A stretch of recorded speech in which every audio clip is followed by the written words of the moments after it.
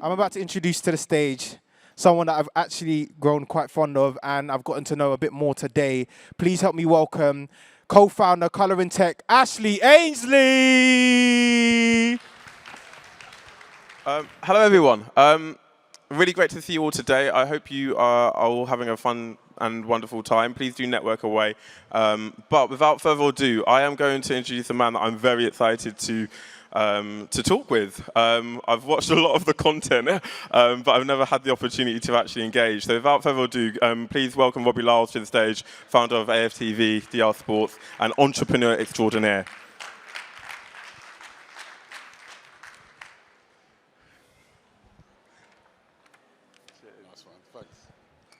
Cool. Hello. So, Robbie, you are a man of many talents.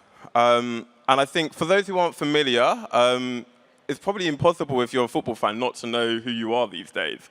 You have revolutionized, I suppose, the fan experience, both in terms of engagement and also, you know, actually breaking through into, I suppose, what people say mainstream sports coverage as well. But today's a very special day, actually, the 12th of October, 2022. But what happened on the 12th of October, 2012? Does anyone know right now? It's like, no? Okay, Robbie, let us know why this date is very special to you. My daughter's out there. She don't know. You know? Or you get licks. No, this day, 2012, was when I started AFTV.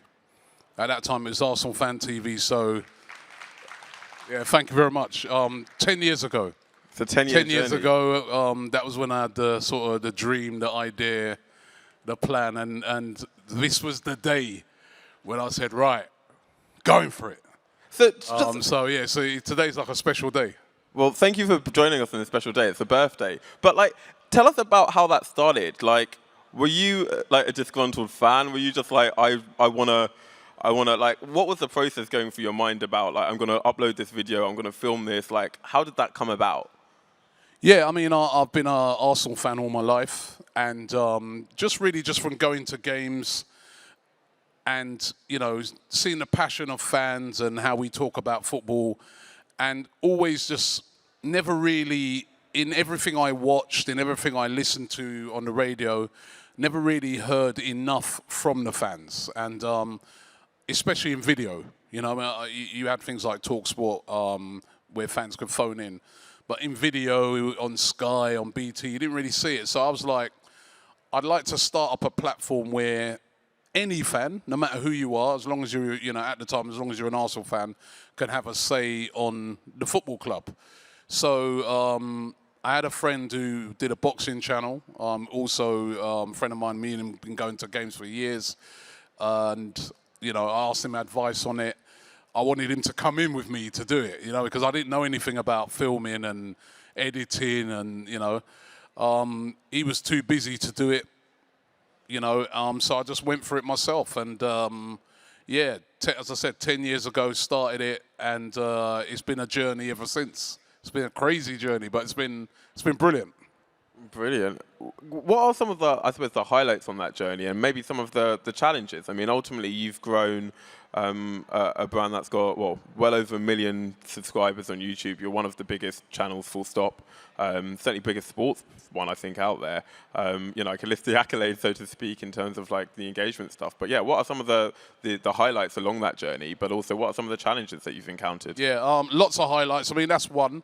I mean, you know, we've got over all of our platforms for AFTV alone, I mean, it's about over 4 million followers. I mean, over 1 million on Facebook, over 1 million on Instagram, you know, I mean, it's crazy. I mean, sometimes when I think about it, that when we first did our first videos, me and the camera guy, right, we were high-fiving each other when we got 100 views.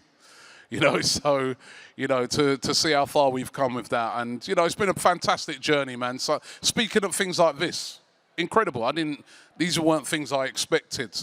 You know, speaking at Oxford Union and all these places, you know, doing TED Talks to people and traveling the world. I mean, that's been one of my favorite things, you know what I mean?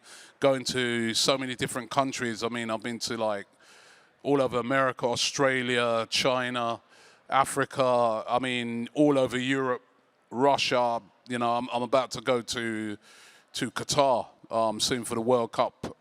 It's just been amazing. I mean, a lot of these things I didn't expect when we first started it. So it's been an amazing journey. You said what challenges? What are some of the challenges? There's a lot of challenges.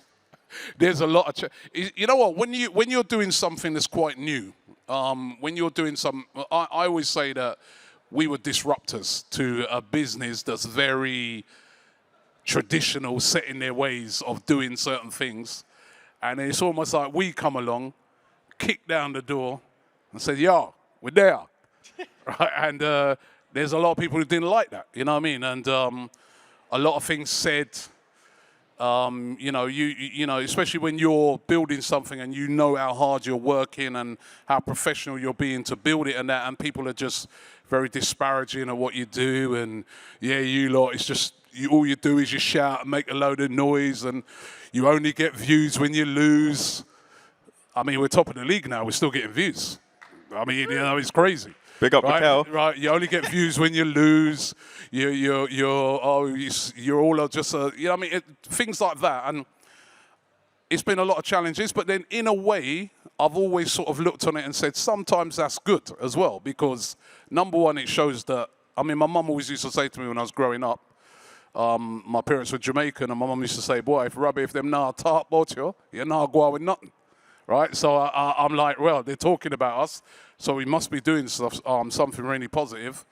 And also, sometimes I think if people are looking at you so disparaging and thinking that, nah, that's just a load of noise or whatever, they're not really seeing what you're doing, so they can't copy what you do, right? So you've got a free reign to carry on building and building and building. I mean, I see a lot of people copying what we do now in the traditional media.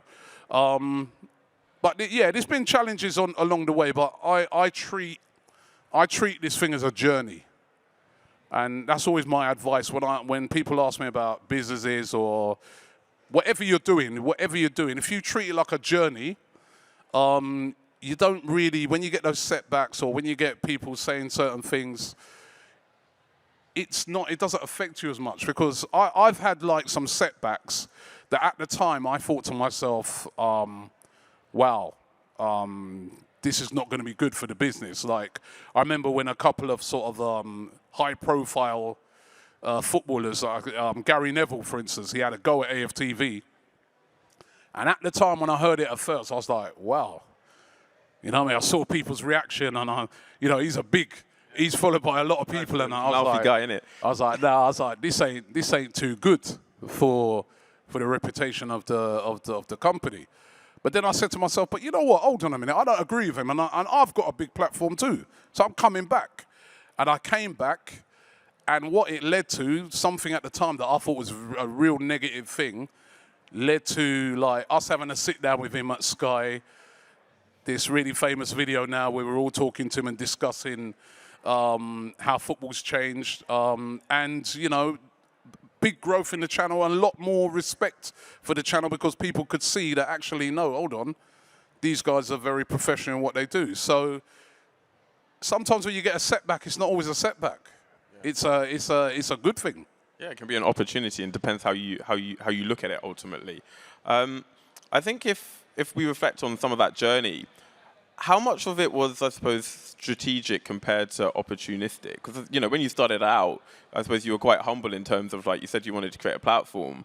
But, you know, you've created a behemoth. I mean, you've got two brands that you've mentioned to me. You know, you've managed to fly around the world. Like, how much of that was a grand plan that you've kind of been executing, or how much of it was something that you've been really good at responding to? I think a lot of it's responding to, right? Because I wouldn't say that I had a plan to build a channel and to make it as big as I possibly could. That was my plan. I didn't really set a number on it. I didn't really, you know what I mean? I just want to build this, and I want it to be as big as possible and the best. And then that's why I say, for me, I treat it like a journey, because as you start to respond to things as they happen. So when I first started the channel, I was like, right, we're gonna do every Arsenal home game. Did the first game, got a great reaction. We beat Tottenham, by the way. Hey. Right, first game. Right, did the first game. Right, got a great reaction from the fans. I saw how people were sharing it. I was like, wow, this is quite good. You know what I mean? I said to my camera guy, I said, you know what? Next week, we're playing Aston Villa away. Let's go and do that away game and see what that's like. So he said, yeah. So we went and done that. The response for that was just as good. And a lot of people saying, oh, you know what, you've given us an insight into what it's like to go away to a game and, you know, stuff we don't see on global TV. fans. I mean, a lot of Arsenal fans are not in the UK. Exactly. And so then I was like, straight away I said, we got to do every game. We got to do home and away. I didn't know how I was going to do it at the time. I didn't really have the money to do it. But I said, we've got to do it. The first time I went abroad, actually, to, I think, Arsenal were playing in America, in New York.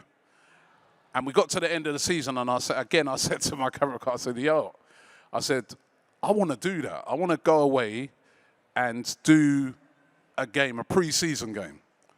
It's like, yeah, but Robbie, how are we going to do that? Where are we going to stay? We're going to do, oh, boy, I don't know. But I want to do it. Let's try it. As it turned out, you know, we didn't have enough money for both of us to go. So I went. I hooked up with a fan that was over in America. I'd never met him before, but he said he could film, right? And I just went. And I just went over there and I did that. And when I did it, I was like, wow, this is brilliant because, again, we're giving an insight to the fans. And then after that, I just said to myself, we have to do every game abroad. We have to do every game in Europe. And for years and years and years, that's always just been done off my own back. People say, oh, do you get money to this pay? I said, no, the business pays for that. I mean, in those days, it was out of my own pocket, but the business pays for us to go to these various places. Luckily, nowadays, we can get sponsorship and things like that because of the size of our platform. So it's a mixture of having a plan, but also then reacting as, you know what I mean? I always believe that you've got to change as well. You've got to be versatile, you know? Yeah. You know, with all the new technology that's involved now in media, you know, I'm a person, I jump all over anything that's new. As soon as I see something new, I want to give it a try.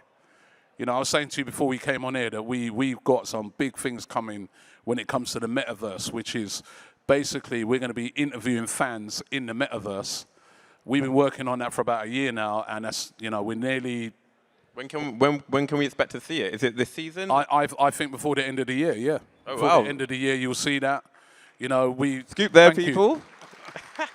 We've got another thing that we're going to be doing where we're going to be speaking to fans on a video wall. That's, you know, landing very soon as well. Like a physical wall? So it'll be like a video wall. Oh, yeah. With fans, you know, say America, after China, the game, yeah. and fans can come in, just like bit like what a radio station does with a call in, but with, you know, in video. And, you know, that's something that's coming very soon as well. So I'm always trying to, like, you know, I love to... Innovating.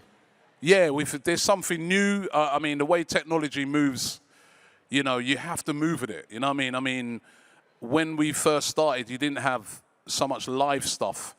Now, everybody can go live on their phones just straight away. So, you know, we jumped all over that. So, and technology has helped us because, you know, we can now compete with your Skies and BTs and BBC because of technology. And do you see those as competitors to yourself? Yeah, I do. I do. You know what I mean? I do. I look on it and I say, I want to be as big as they are. I want to, you know what I mean? Already, we do a lot of stuff sometimes where we outstrip them for numbers. If I was to look on our social channels, we outdo loads and loads of football clubs for our numbers and that. So I treat them like, you know, I admire them and respect them, but I'm like, I want to be like them. Why not? I love hearing this ambition. I love it. Can we just get a clap here? Because like, I love hearing that. So where is the future going then? So if you said like, you know, you're going to do a few things in the metaverse, you've got your video wall. where in 5 years' time, what can we expect? What do you expect us to see? What do you think, I suppose, technology is going to enable, both for yourselves or for clubs or for broadcasters or for radio stations? You know, is video going to kill the radio star? Like, literally, do you know what I mean? Will that exist as a platform? Well, I think nowadays anybody can do what I'm doing because of social media. You know what I mean? You can reach millions of people.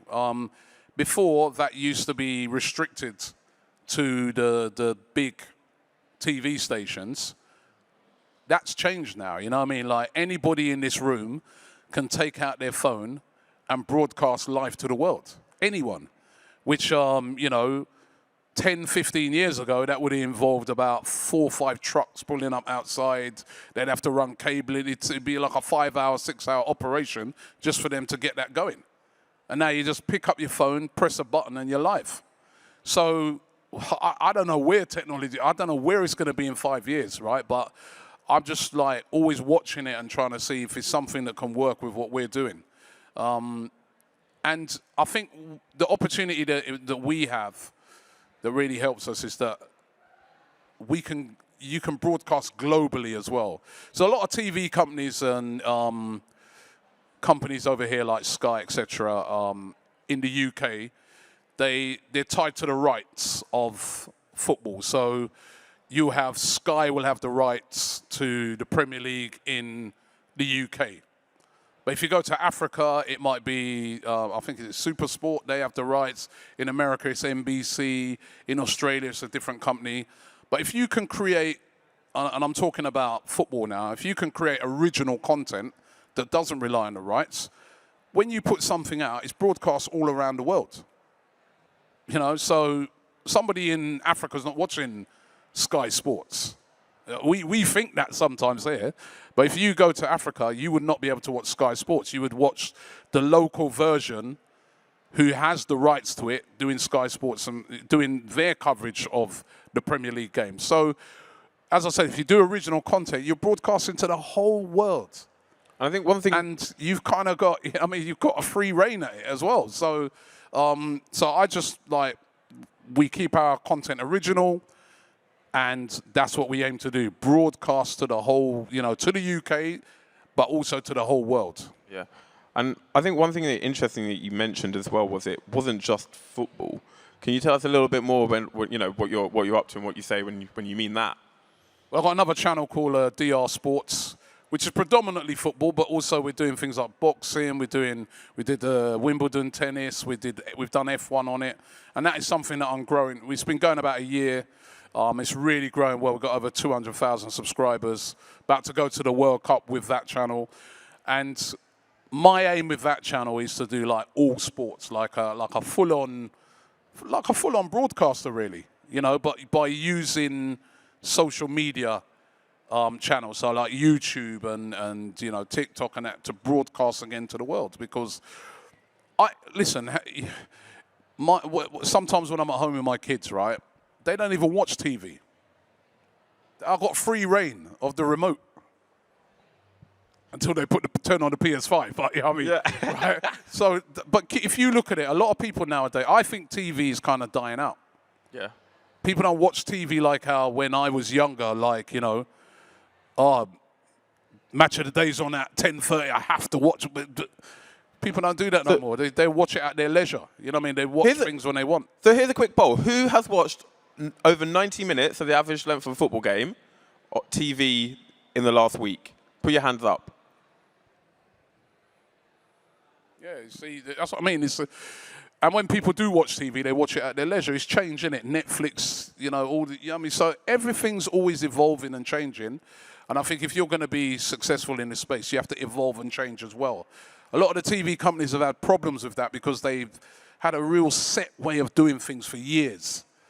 And now, for them to adapt, they're finding it difficult. You know what I mean? But there's a whole space open there for a lot of people to, you know, if you really understand social media, if you embrace technology, if you're a person who's got a lot of ideas in your head, this is a great time.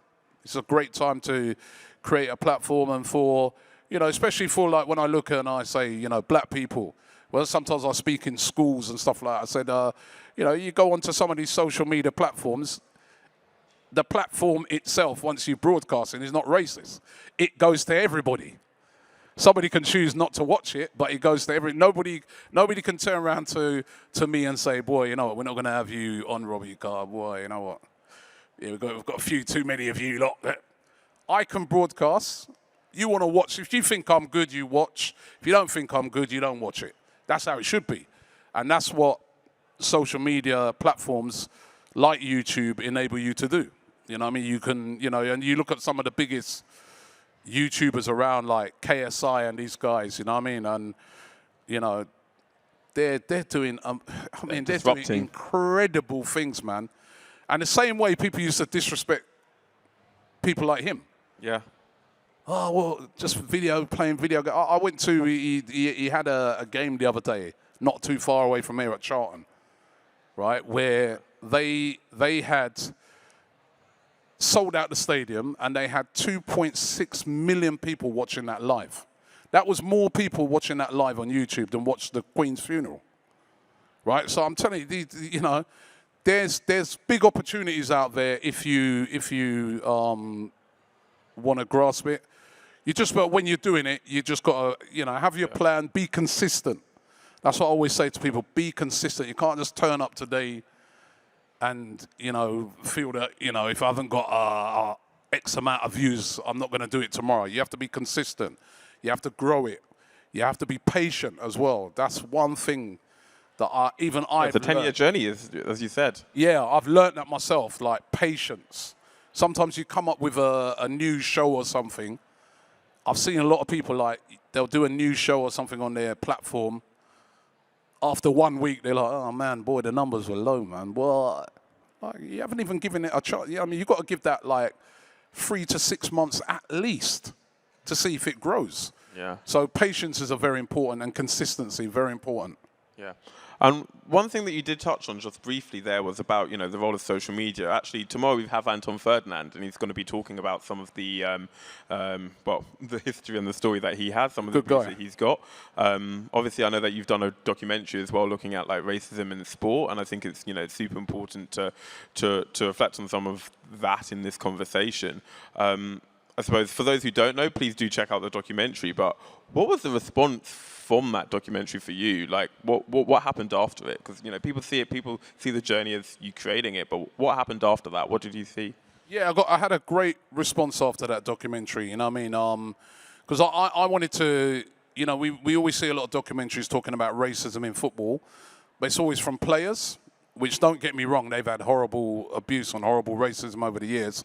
But I was like, you never hear about the fans. As I said in the documentary, when the game finishes, the players, they've got security to get them onto the bus, on a bus. Whereas when you was a fan, especially in the early days. And them away games. Yeah, oh man, you're a fan. You got to run the gauntlet of those same racist man that was up in the terraces. Now you got to face them outside. And on top of that, back in the day as well, the police weren't, you know, you remember how a lot of police were probably willing to join them, you know?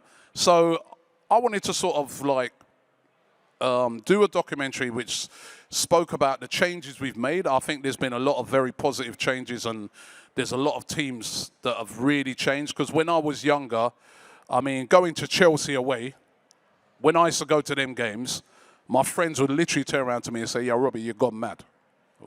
You're going to where? Chelsea away." Robbie, I idiot, man. You know what? As a matter of fact, I hope you get beat up because you're stupid. What are you going down there for? I was like, yeah, man, I love my team, man. I want to go and watch Arsenal. They go, yeah, but you're going to die, right? Because those places were hostile. You know, the fans were very racist. But if you go to Chelsea now, it's really changed a lot. You know what I mean? They've got a very diverse fan base. You know, you don't really get no hassle down there. You know what I mean? It's completely changed. So we've made a lot of strides. We've made a lot of changes. And I wanted to sort of show people how bad it used to be and where it is now. But also I wanted to make the point that we've still got a long way to go. And we still see it. We saw it last year when the Euros was on.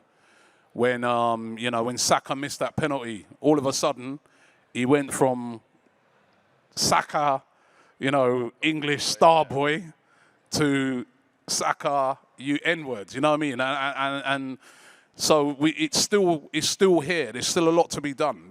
I'm always harking on about it, and I always feel that there's an easy solution to it. What do you think that is? That if somebody goes to a football game and they're racist, number one, they're banned for life. No, 2-year, 3-year, out you go, you're done. But also, take action on the football clubs as well. You'll see some clubs, they're repeat offenders, especially like some of the, you know, you see a lot of teams in Europe. You know, 15, they'll throw a banana, €15,000 fine.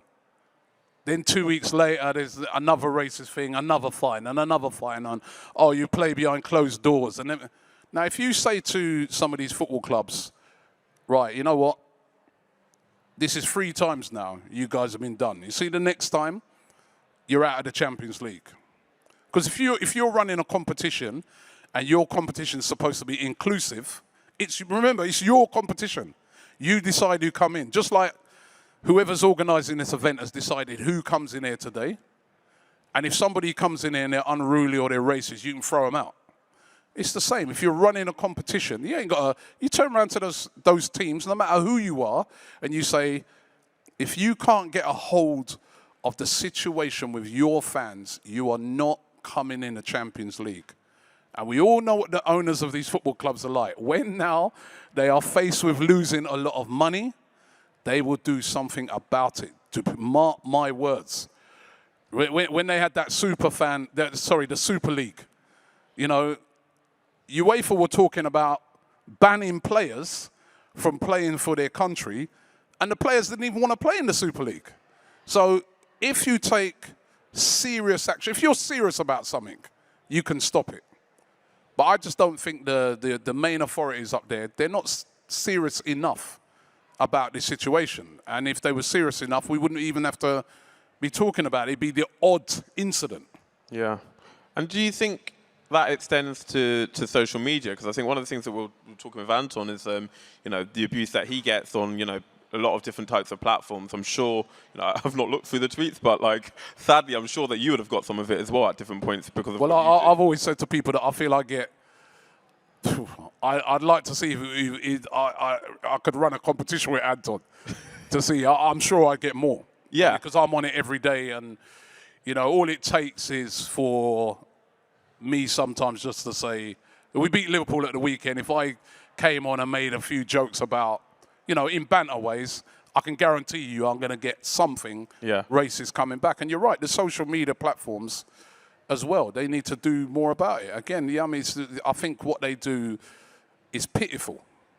You know, sometimes I have in the past reported people sent, you know, and these people are still there doing the same old stuff, you know. So it's, yeah, again, if it's not taken seriously, it will continue.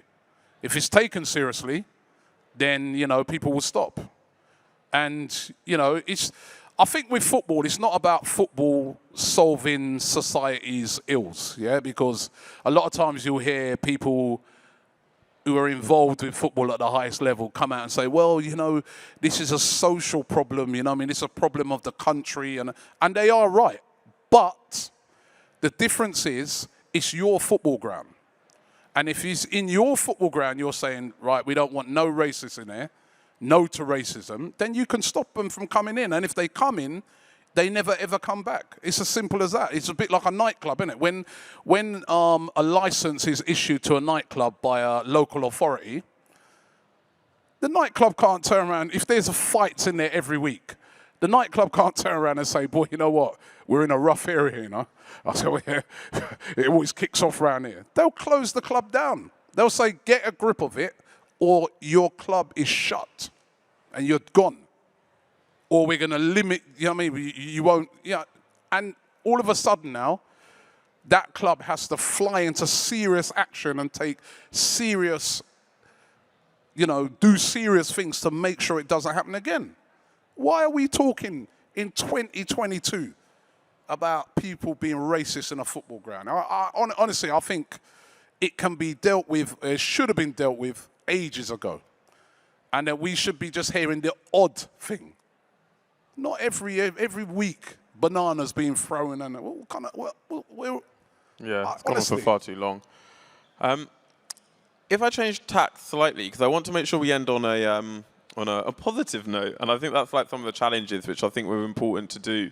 But what's the journey going like from like a fan almost to an influencer? Because as you said, you supported Arsenal all your life, you go to the games, and that would be that. But, you know, I've seen over the last couple of weeks, you know, you've been chatting with footballers, you get invited to different things, you know, you've had some of them on your channels at different points. You know, people like Ian Wright, you know, like people's heroes. I mean, you know, for the Arsenal fans, you'll know who David Dean is. You know, you did a recent interview with that. Like, that access for, you know, mere mortals, like fans like myself, is like something literally people dream about. How is it going from being a fan to, like, in these conversations? What does that feel like from a personal it's crazy, perspective? man. You know what I mean? When you meet some of your heroes. I remember the first time I met Ian Wright. I was like, yeah, you're my hero. And he goes, no, you're my hero. I go, what? You know what I mean? When I met Thierry Henry, I nearly fell over. Man, so, you know what I mean? I was nervous to meet him.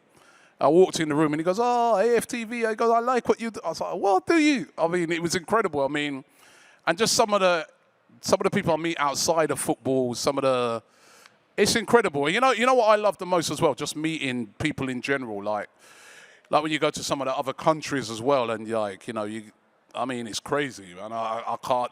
I was in America the other day. I couldn't walk anywhere. I mean, it's like over here. It's like everywhere. I went to China. There were people waiting at the airport. I'm like, what? For who? For me, right? So it's an incredible. And do you enjoy it? Do you enjoy it? Because some people, you know, they talk about it, and you know, they don't. Like, you know, is that something you enjoy? I enjoy it. The fans made my thing, my platform. Fans made it. If it weren't for the fans, I wouldn't be sat up on here right now. So I feel a duty when I'm walking down the road, when someone stops me, to ask me about Arsenal or ask me about football in general, or ask me anything, I feel it's a duty to stop and see. If someone asks me for a picture, I feel it's a duty to take it. You know, I get slated by all my crew, my family, all that. They're like, yo, did you have to take everyone? I go, listen, if it weren't for them, I wouldn't, you know what I mean, they made me. I wouldn't have this. So you have to show respect to people, but the journey is crazy, man. And then, you know, I was in Nigeria the other day, and the governor, not the governor, he's the governor of the state. Yeah. He was a big Arsenal fan, and he sent for me. And like going into his place and all the officials and all that, I was like, yo, this is surreal, man. Yeah. It's crazy. You know what I mean? No, it's a great experience. And I just love. I love that part of it as well, traveling around and meeting the different fans around the world. It's brilliant. That's amazing, and thank you obviously for being so open as well. Part of that is being here today, so we really do appreciate that. So I have a couple of final questions. They will be football related, so hopefully for the fans in the room. I think the first thing is, obviously on your channel you've got lots of diverse voices. You know, fundamentally there's people from all different walks of life who all have an opinion, and that's one of the things we love about football. But at the end of a game, who is the person you can't wait to hear what they've got to say? Who is the one person on your channel where you're like, I really need to listen to what they're going to say, or this one is the one that I'm going to click on first when we've uploaded all the videos? That's a hard one, man. If I say one person, and then they see this now, then they're going to say, how come you never mention me first? And, oh, man. I love Lee Judges. He's always like, you know, he's a great guy. He's always fun. Always have a great opinion. Kelechi. Yeah. I never see a guy like has got so much vibes. You know, sometimes I want to kill him. I come out of a game sometimes I've had a bad loss, and this man wants to dance. I'm like, yo, bro, I'm not in a dancing thing right now. You know, we just got beat 3-0 or whatever. You know what I mean? So.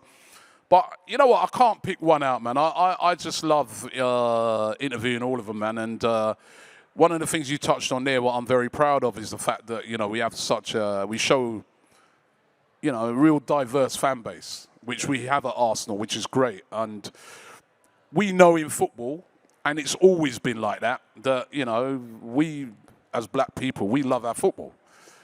And I feel that, you know, that was another thing back in the day. I never used to see enough of people like me talking about football. The only people that I saw like me talking about football were ex-players.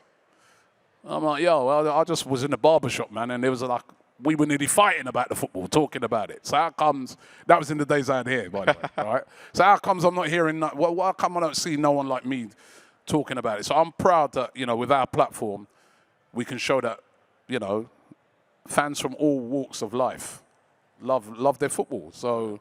And how, you know, if anyone's here wants to get involved in the channel or like wants to be featured, how does that happen? Like, you know, it started somewhere. What's the process? When it comes to interviewing fans outside game, all you got to do is turn up.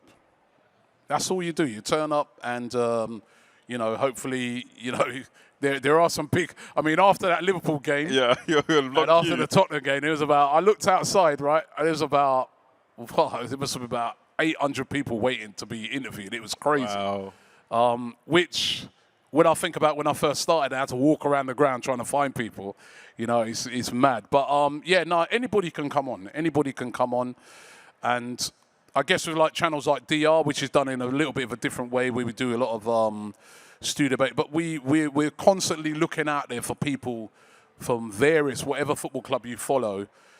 For us to bring into the studio to do stuff with. So we use so many different influencers, and practically none of them started off as big names. They were just people that just came on and have become very popular because their knowledge of their football and they got a bit about them, you know what I mean? So I love it. Yeah. And then my final question before we have to wrap up is, what are your hopes for the season for the Arsenal? You know, top of the league right now. I mean, a few people have been muttering. You know, obviously a good result against Liverpool, Spurs before. You know, it's the first time that I can say in a good few years, like, I smile when I mention Arsenal. Like, there were times I know. You'd sigh, wouldn't you? Like, oh man, I'll tell you, I'm loving it at the moment because this is the first time in a long time that the vibes is really good. You know what I mean? We're playing brilliant football. I knew we was going to have a good season because I was over in America pre-season, and I remember turning around to the guys and going, yo, the team looks sharp. Yeah. The new signings, they've all fitted in. We're looking good. I remember we played Chelsea pre-season, beat them 4-0. I was like, I know it's pre-season and I know we shouldn't get carried away, but I really do feel for the first time in a long time, Arsenal are going to hit the ground running this season, and they have done. So, but it's a long season. That's the problem. It's a long season, and this is a weird season because the World Cup's interrupting it. So could that kill the momentum? What are players going to be like when they come back? Because obviously Arsenal will have a lot of players at the World Cup. How will they come back? How will they be? It's too early to say, but I definitely feel this season that this is a team that's good enough to get into the top four, and I feel that we can challenge for the league. I don't think we'll win it, if I'm being honest. I still think Man City are so strong. They've got a goal machine up front, haven't they? Yeah. And I still look at other teams like, say, Chelsea, and I think, you know, they've got an unbelievable squad, you know, and they've got a good manager, and we're still early in the season. We're early, but I like where we are. We're at the top at the moment, you know what I mean? And let's hope we can stay there. And, you know, I'm absolutely loving going to games at the moment and just seeing us, for the first time in a long time, consistently play well every week. Even the game we lost to Man United, I thought, I was at the game and I was like, we should have won this game. We were the better team, but, you know, it happens. So it's great at the moment. Great. Amazing. Well, I'm optimistic as well. So, yeah, fingers crossed, but I won't jinx it too much. So, with that, I think I have to say a massive thank you. Can we all give Robbie a massive applause, please? Thank you. Yeah, he's been amazing to work with. Well, you know, if you want to grab the selfie, he's told you now, isn't it? So, so please do that. I just told everybody. I just said, yeah, come. No, it's all good. But no, lots of love. So yeah, just a massive thank you to Robbie again. Thank you for all the people here and actually online as well. It's been streamed out as well, so there are many more who are listening in today.